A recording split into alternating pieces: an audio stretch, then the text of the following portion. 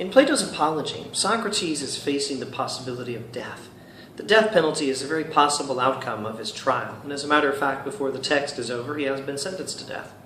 It's in the vicinity of this very sentencing that he gives us his argument that death is nothing to be feared. It's a modified constructive dilemma.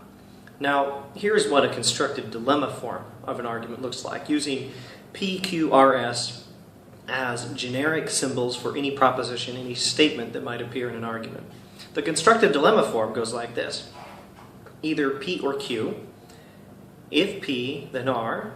If Q, then S. Therefore, either R or S. It's a very solid argument form.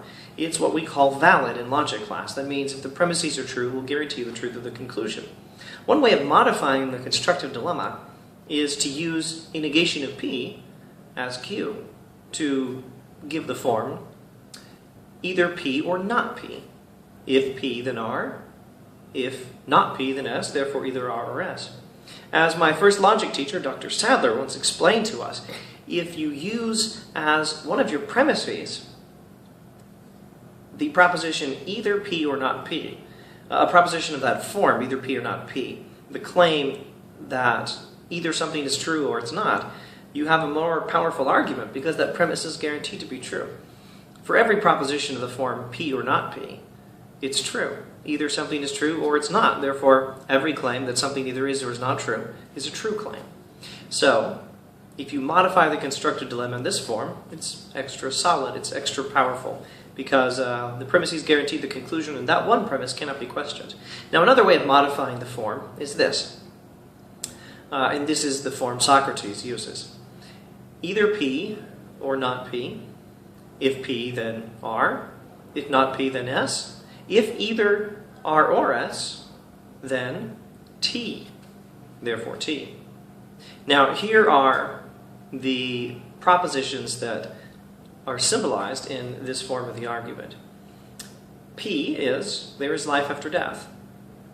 R is, death is the gateway to another life. S is, death is the end of experience. And then T is, death is nothing to be feared. Now here is the argument Socrates gives. Either there is life after death or there is not. If there is, then death is the gateway to another life. If there is not, then death is the end of experience. And either way, if death is the end of experience or if there is, or if death is the gateway to another life, either of these options leads us with this final conclusion: death is nothing to be feared, because neither of these is anything to be feared. That's his argument. Now, it's an interesting argument. The first premise is true. The premises guarantee the conclusion.